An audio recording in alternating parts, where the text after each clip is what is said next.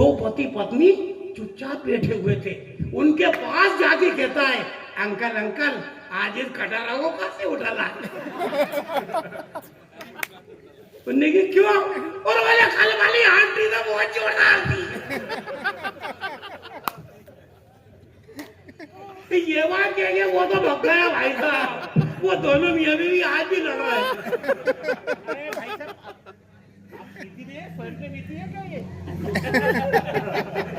Don't disturb please. नहीं नहीं, मैं बीच बीच में अंग्रेजी इसलिए बोलता जाता हूँ ताकि आप सब लोग समझ लें कि मैं पढ़ा लिखा भी हूँ। तो एक 8 साल का लड़का बगीचे में खेल रहा था। दो पति पत्नी चुपचाप बैठे हुए थे। उनके पास जाके कहता है, अंकल अंकल आज इस गटारा को कैसे उठा ला? उन्हें की क्यों? और बोले कल वाली आंटी तो बहुत जोरदार थी। ये बात कह के वो तो भग गया भाई साहब। वो दोनों मियां बीवी आज भी लड़ रहे हैं। ये स्थिति बनती है। अच्छा मेरे यहाँ एक और 8 साल का लड़का, आप सब बिना 8 साल के कितने हो गए? मेरे यहाँ एक और 8 साल का लड़का मेरे से लगा, क्या यार बड़े पापा इधर उधर कभी सम्मेलन में मारे मारे घूमते हो। कल मेरा हिंदी का पेपर है, एक आध निबंध लिखवा दो। तो भाई साहब अपन ने तो पूरी एजुकेशन ही गाय के निबंध से करी। अच्छा करी कि नहीं करी गाय के निबंध से? अपन ने पूरी एजुकेशन ही गाय के निबंध से करी। तो मैंने उसको गाय का निबंध लिखवा दिया। मैंने कि लिख, गाय एक उपयोगी पशु है। गाय के 4 पैर, 2 कान और एक पूंछ होती है। गाय घास खाती है। गाय कई प्रकार की होती है, काली, सफेद और चितकबरी गाय अच्छे प्रकार की गाय होती है। और गाय सुबह शाम 2 किलो दूध देती है। वो कहने लगे, यार पापा एक बात बता, गाय के बजाय किसी और भी आ गया तो? अरे मैंने कि गाय का नाम हटा के वो उसका चिपका देना। तो आप बात मानो तो मैं दूसरे दिन घर गया। मैंने जाके पप्पू से पूछा, मैंने पप्पू पेपर दिया या? बोले हाँ पापा। निबंध आया था? तो हाँ आया था। मैंने कहाँ पे आया था? बोले बाप पे आया था। अरे मैंने तू क्या लिख आया? लिख आया पापा, बाप एक उपयोगी पशु है। बाप के 4 पैर, 2 कान और एक पूंछ होती है। बाप घास खाते हैं।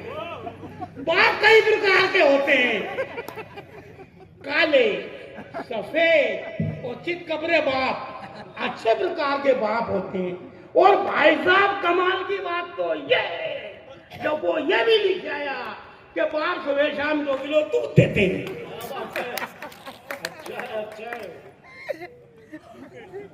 वो एक लड़के से मैंने पूछ लिया, बेटा ये बताओ सत्य और भ्रम में क्या अंतर है? उन्होंने कि सर आप जो हमको पढ़ा रहे हो ये सत्य है और हम पढ़ रहे हैं, यही तो भ्रम है। वो एक लड़के से और पूछ लिया मैंने कि बेटा ये बताओ भगवान श्री राम की रामनवमी क्यों मनाई जाती है? उन्होंने कि सर भगवान श्री राम उस दिन 8वीं पास करके 9वीं में गए थे। एक और लड़के से पूछ लिया मैंने, बेटा ये बताओ भगवान श्री राम के पिताजी का नाम क्या था? उन्होंने कि सर दशरथ। मैंने कहा उनके पिताजी का नाम? उन्होंने सर 20 रथ। ये स्थिति बनती भाई। मैं आपको एक बात बता दूं, मैं देश का एकमात्र ऐसा मर्द हूं जो अपनी घरवाली से बिल्कुल नहीं डरता हूं। लेकिन ये भी सच है वो भी मुझसे नहीं डरती है। और हमारा आपस में बड़ा सामंजस्य है। मैंने उससे एक दिन 1 गिलास ठंडा पानी मांगा, 1 गिलास ठंडा पानी पिलाओ। उसने कि नहीं पिलाऊं तो? मैंने कि मैं बस भर के पी लूंगी। ऐसा सामंजस्य होना चाहिए। और आप बात मानोगे क्या, वो मुझसे प्यार बहुत करती है। इसके बाद भी एक दिन उनने मेरे ऊपर फूल फेंक के मार दिया, मेरे चोट लग गई। नहीं अपन इतने नाजुक है, फूलों की चोट लग जाती है। मेरे ऊपर फूल फेंक के मार दिया। मेरे चोट लग गई। मैं डॉक्टर साहब के पास गया। डॉक्टर साहब, घरवाली ने फूल फेंक कर मार दिया है, मेरे चोट लग गई है, इसमें मल्लम पट्टी कर दीजिए। अब डॉक्टर साहब मल्लम पट्टी करते जा रहे हैं और मुझसे पूछते जा रहे हैं, यार मनमोजी जी एक बात बताओ, फूल की इतनी गहरी चोट तो नहीं लगती जो मल्लम पट्टी करना पड़े? मैं डॉक्टर साहब ऐसा है, फूल के साथ में गमला भी तो था।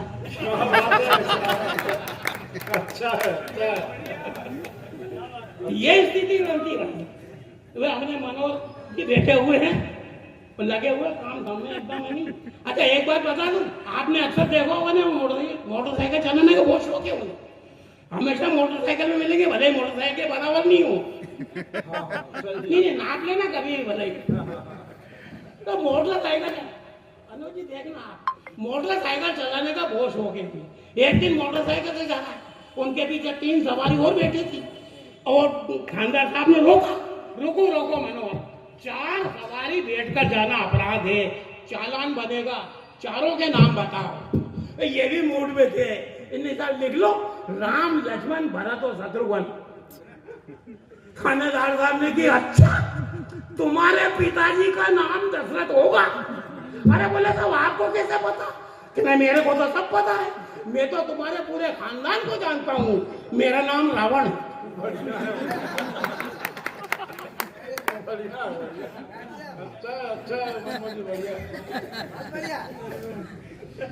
अच्छा रावण वाली बात चली तो फिर एक बात याद आई, जंग देखना। एक नेता को रामलीला में रावण का पाठ अदा करना था, कि एक नेता को रामलीला में रावण का पाठ अदा करना था, यानी श्री राम के हाथों मरना था, यानी श्री राम के हाथों मरना था। मगर रावण था कि मरने का नाम ही नहीं लेता था, राम जाने किस पार्टी का नेता था। मगर रावण था कि मरने का नाम ही नहीं लेता था, राम जाने किस पार्टी का नेता था। विभीषण के बजाय खुद रावण ने अपने मरने की युक्ति श्री राम के कानों में बताई। बोला प्रभु व्यर्थ कर रहे हो ट्राई, बोला प्रभु व्यर्थ कर रहे हो ट्राई, चुनाव तक तो मैं मर ही नहीं सकता। अच्छा चुनाव के बाद मैं कह नहीं सकता। सुनकर श्री राम ने सिर हिला दिया, रावण बच गया और पुतला जला दिया। अरे अच्छा लगा तो तालियां बजाओ एक बार यहाँ पे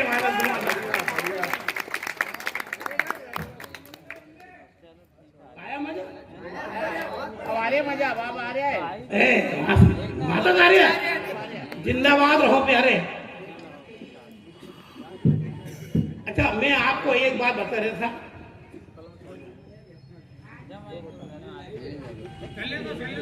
अरे नहीं यार वो 2 लोग लठ लेके खड़े हैं, उधर कोई भी नहीं है, मैं तो रोज मंच में ऐसे ही कहता हूँ। अच्छा एक बात बता दूं मैं आपको, डॉक्टर साहब कहाँ था नहीं है? रावण मर रहा था, से रावण मर रहा था। रावण मारा अरे मैं बोलता ही नहीं हूँ, एक बार तालियां बजा जोरदार है।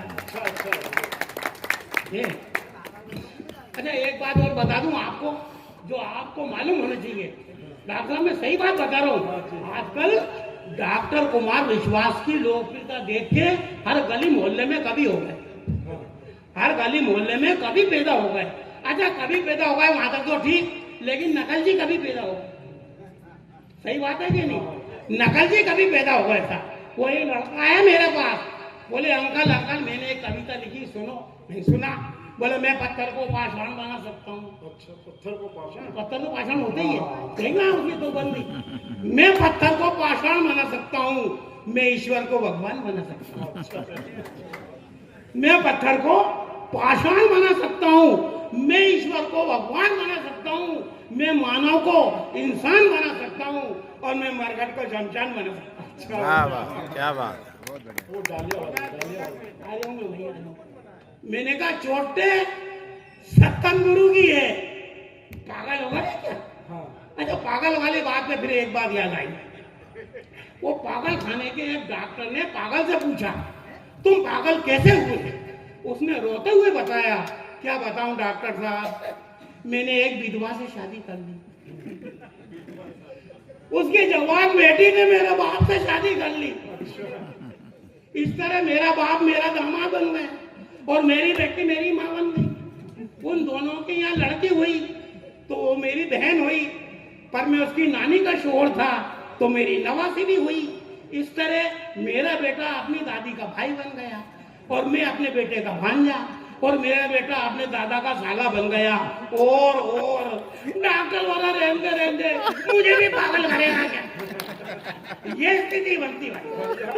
तुम बता रहे थे आपको हिंदुस्तान के नक्शे की तरह बैठे हुए लोगों को प्रणाम करता हूँ, मंच को प्रणाम करता हूँ, मंच पर बैठे कवि गणों को प्रणाम करता हूँ, और इस भीड़ में बैठे सारे अग्रवालों को प्रणाम नहीं, अग्रवालों से मेरा मतलब है जो जाति से अग्रवाल है, मुझे उनसे कोई मतलब। मैं तो अग्रवाल उन्हें कहता हूँ जिनके आगे के बाल मेरी तरह सफाचट होते हैं।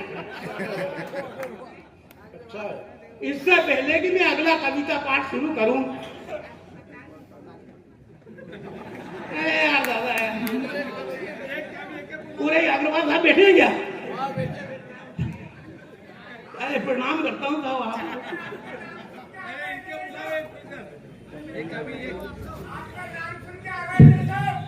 हाँ आएंगे, वो भी आएंगे यार, मेरी तो सुन लो पहले। हाँ तो मैं बता रहा था आपके साथ, अब मेरा परिचय दिया गया है कि आप ढालचंद मनमोजी हैं, तो मैं एक बात बता दूं आपको कि आपको ये बात मालूम पड़ गई कि मेरा नाम ढालचंद। अब ढालचंद का मतलब होता है चंद्र डाल, और डाल की उत्पत्ति हुई पेड़ से। वो किस्मत की बात है कि मेरे बाप का नाम पेड़ था। नहीं, इसमें हंसने कौन सी बात है? आप में से किसी के बाप का हो तो बताओ। मेरा नाम ढालचंद, मेरे बाप का नाम पेड़चंद। एक दिन मास्टर जी ने पूछा, आपका नाम? मैं ढालचंद। बाप का नाम? मैं पेड़चंद। कितने बहन भाई हो? मैंने कि 20। पिताजी क्या करते हैं? मैं पिताजी यही करते हैं। अच्छा, जब 20 बहन भाई हो तो क्या परिवार नियोजन वाले नहीं आते? नहीं आते हैं ना, कोचिंग क्लास समझ के वापस चले जाते। एक दिन पिताजी हमको चिड़ियाघर दिखाने के लिए ले गए मेले में, और वो चिड़ियाघर वाला लड़का जोर जोर से आवाज लगा रहा था, आइए आइए, बड़े बड़े हाथी घोड़े जानवर देखिए, अजगर देखिए, मगर देखिए, 20 फुट लंबा सांप देखिए, और साथ में 20 बच्चों वाला बाप देखिए।